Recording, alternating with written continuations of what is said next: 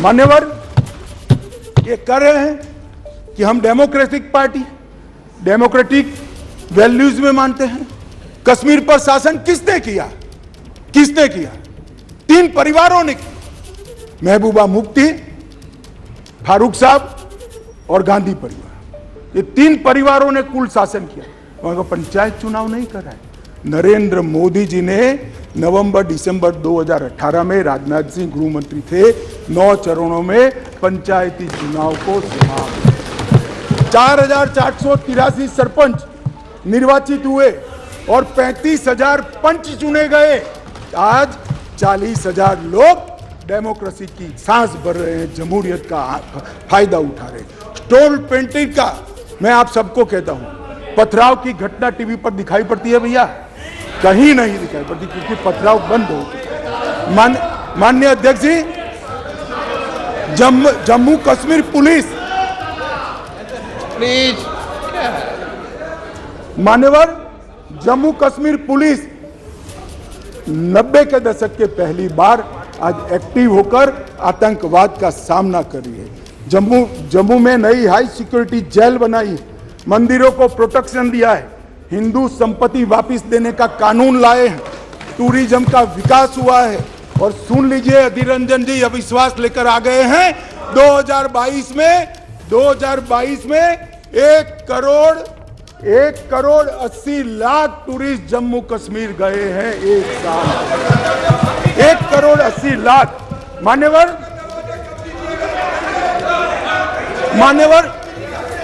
अरे बैठ जाओ यार, बैठ जाओ।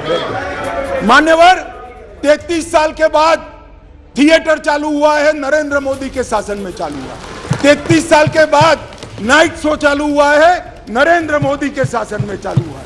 33 साल के बाद शिकाराओं की स्पर्धा चालू हो गई, बंद कर दी थी, चालू हुई है नरेंद्र मोदी। 33 साल से, दानिश अली सुन ले, 33 साल से मोहर्रम बंद था, पहली बार नरेंद्र मोदी सरकार में मोहर्रम चालू हुआ। मान्यवर, हम होम स्टे नीति लेकर आए, टूरिज्म बढ़ाने के लिए फिल्म निर्माण की नीति लेकर आए, हाउस बोट की नीति लेकर आए, इंडस्ट्रियल पॉलिसी लेकर आए, और आज रोजगारी बढ़ रही है। 20,000 लोगों को नौकरी देने का काम भारतीय जनता पार्टी का है। मूलभूत ढांचे का विकास हो रहा है। 5,000 मेगावाट, 3,000 मेगावाट, 624 मेगावाट और 540 मेगावाट की जल विद्युत की योजनाएं वहां शुरू कर दी गई। इसके साथ 850 मेगावाट और 1000 मेगावाट इसकी भी 2 जल विद्युत योजनाएं शुरू हुई है। सिंचाई योजना, शाहपुर कंडी बांध योजना, जो 50 साल पहले शुरू हुई थी, मोदी जी के शासन में चालू हुई थी, मोदी जी के शासन में पूरी होगी। 62 करोड़ की मुख्य रवि नहर 90% काम पूरा कर दिया गया है।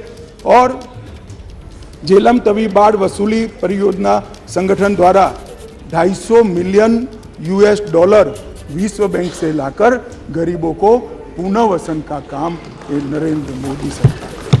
श्रीनगर बारामूला रेल लिंक प्रगति पर है, उधमपुर बारामूला रेल लिंक प्रगति पर है। और सुरक्षा का मैं आंकड़ा बताना चाहता हूं। मान्यवर, मैं इसलिए तुलनात्मक रखता हूं कि अविश्वास का जो प्रस्ताव है, इससे देश की जनता में भ्रांति न खड़ी हो, ये बहुत जरूरी है मान्यवर। इसलिए मैं 9 साल के 2 टुकड़े लेकर आया हूं। कौन से 9 साल के टुकड़े हैं?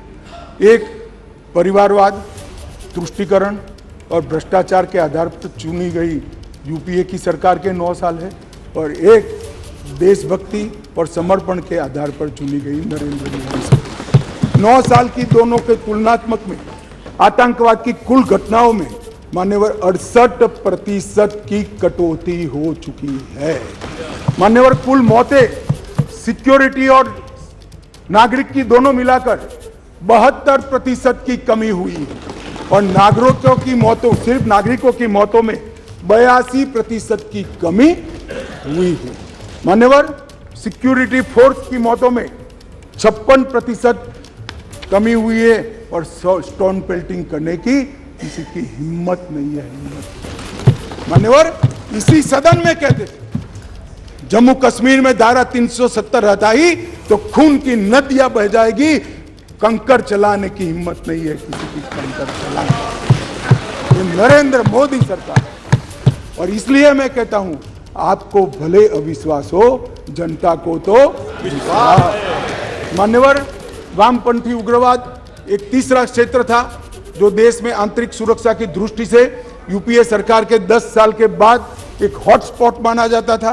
मान्यवर, इसके हिंसा के आंकड़े देखिए, 2005 से 14 के और 14 से 22 के हिंसा टोटल 14,000 घटनाएं हुई थी, अब 6,900 हुई, 52% की कमी।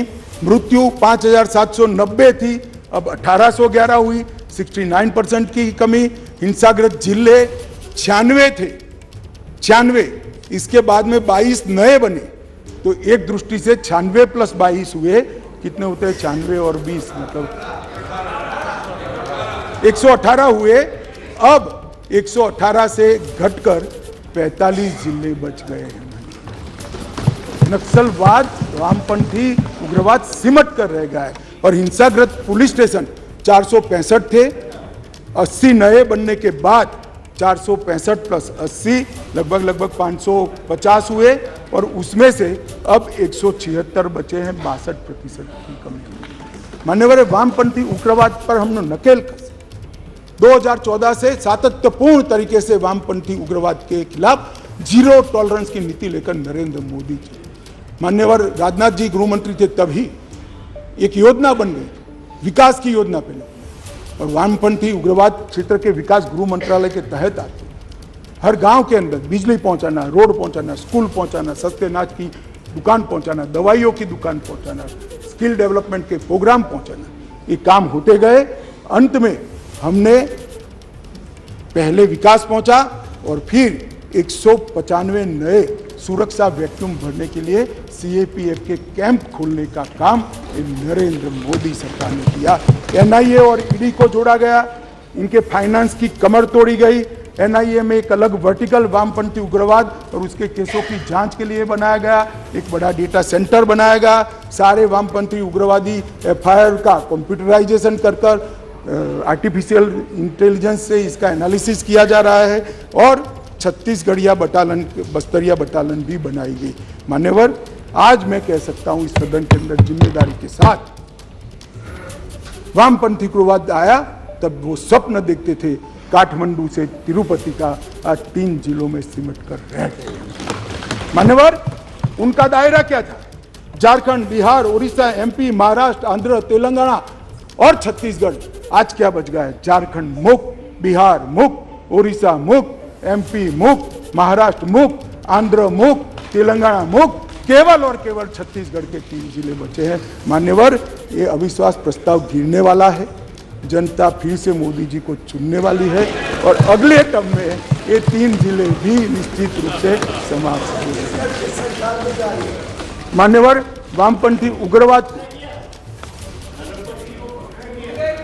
मान्यवर वामपंथी उग्रवाद पर जबरदस्त नकेल कसने का काम नरेंद्र मोदी सरकार कर रही है। इसलिए मैं कहता हूं, आपको भले अविश्वास हो, देश की जनता को विश्वास